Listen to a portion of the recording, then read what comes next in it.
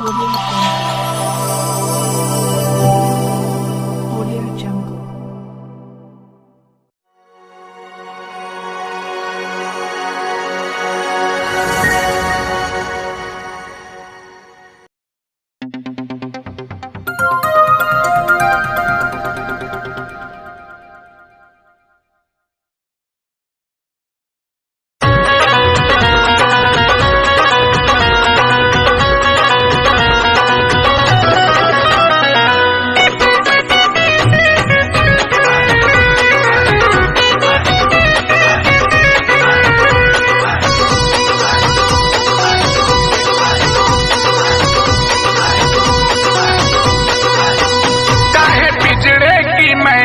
तो उड़ी उड़ी जाए,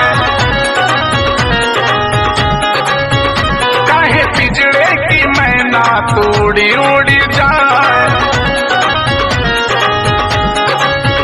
काहे पिजड़े की मैना तो उड़ी उड़ी जाए।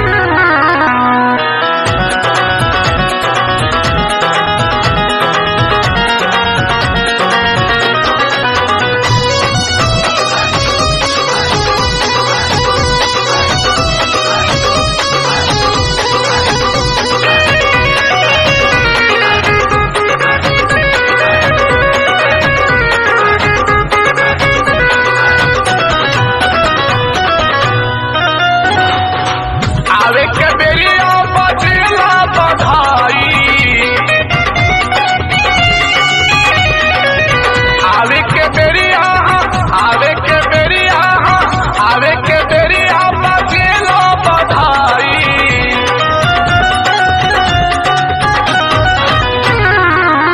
काहे जाए के बेरिया सभे सूती जाए, पिजड़े की मैना तो उड़ी उड़ी जाए। अगुआ जो इशारा करते हैं वह काम को आप करते रहिए। आपको जो है पुराण की कथा पढ़िए, महाभारत की कथा पढ़िए। अंतिम समय की मैं बात बता देना चाहता हूँ कि जिस समय भीष्म पितामह मरण शैया पर पड़े हुए थे, मरण शैया पर वो भी कांटा पर सुला दीजिए, कितना पीड़ा होगी बताइए। तो एक तो मरने में पीड़ा और दूसरे कांटा पर सुला दीजिए। जिस समय मरण शैया पर जो है बाण के अंकुश पर जो है सोए हुए थे, उस समय द्रौपदी जो है मुस्कुराते हुए और भीष्म पितामह के पास पहुंच गई थी।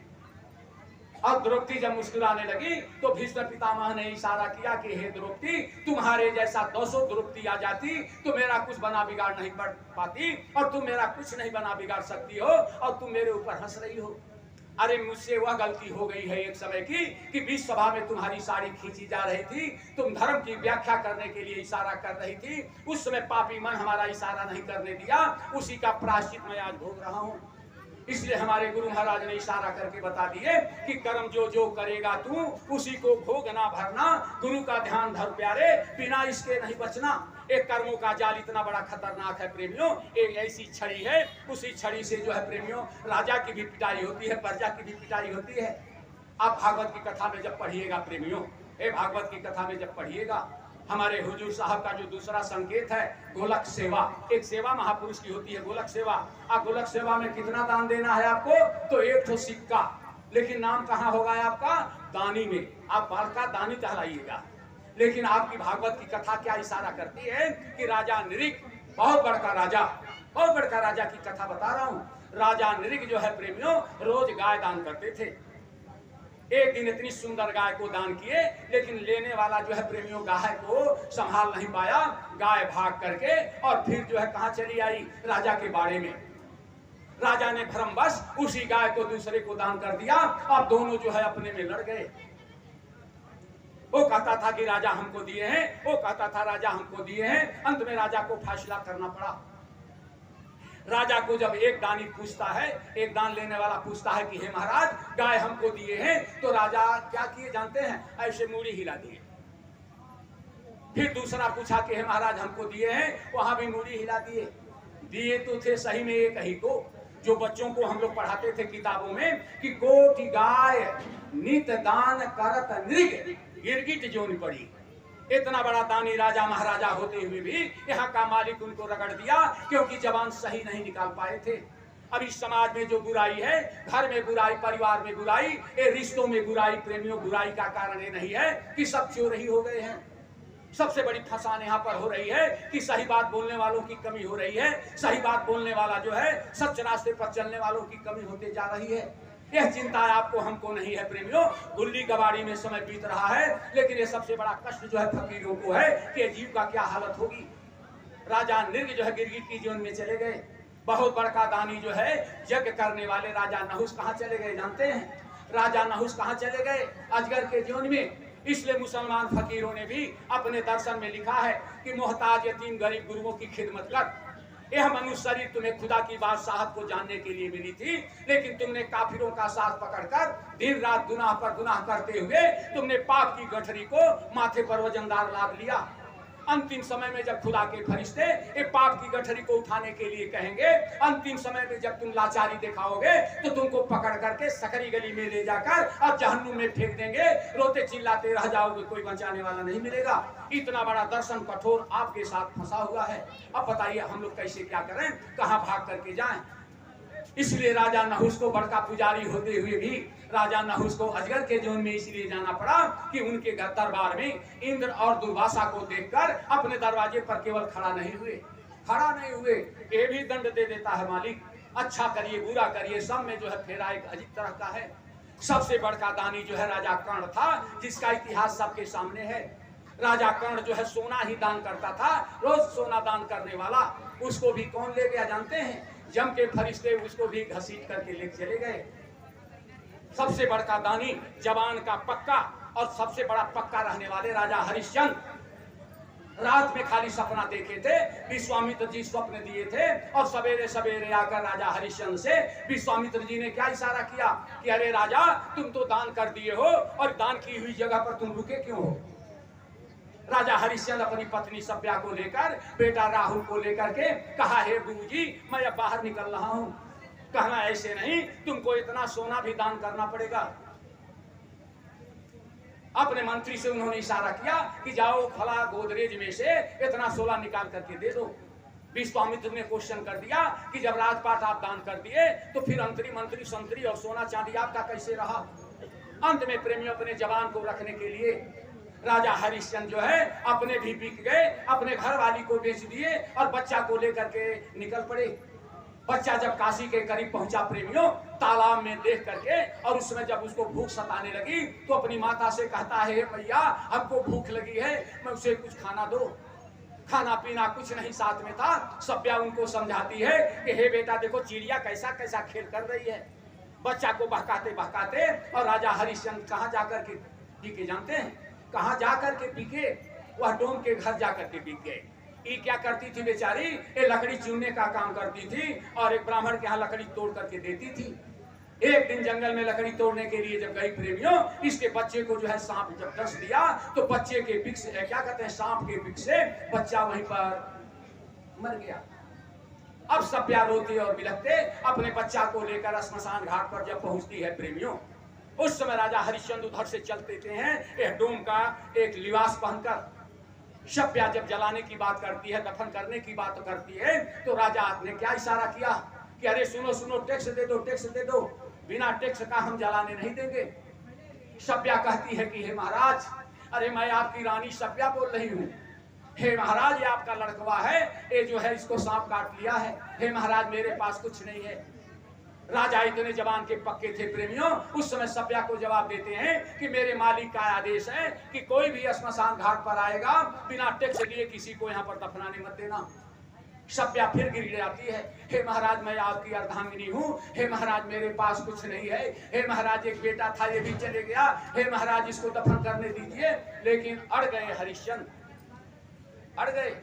और अड़ जाने के बाद जो है प्रेमियों, इतनी कठोर परीक्षा होने के बाद भी बैठी हुई विष्णु लोक में लक्ष्मी विष्णु भगवान को इशारा कर दी कि देखो अगर धरती पर महिलाओं के साथ इतना बड़ा अत्याचार होगा तो मैं आपके बैकुंठपुरी और विष्णुपुरी में आग लगवा दूंगी। इतना ही कहते देवी देवताओं के फूल की वर्षा होने लगी। तो भला बताइए प्रेमियों, इतनी कठोर तपस्या करने के बाद इन लोगों को यातना इसलिए दी गई, ये लोग यातना के घेरे में इसलिए फंस गए कि किसी अगुआ की अगुवाई में इन्होंने दान पुण्य नहीं किया था। इसीलिए प्रेमियों महापुरुषों ने इशारा किया है। क्या है आपके शास्त्रों में लिखा है, उस चीज को थोड़ा सा आपको सुना देते हैं। हमारा ध्यान समय पर भी है प्रेमियों। क्या इशारा किए उसको जरा सा सुनिए। महापुरुष ने अपने साखी रामायणी में क्या लिखे हैं। बिना गुरु ज्ञान हो समझ में नाही आई, बिना गुरु ज्ञान हो समझ में नाही आई।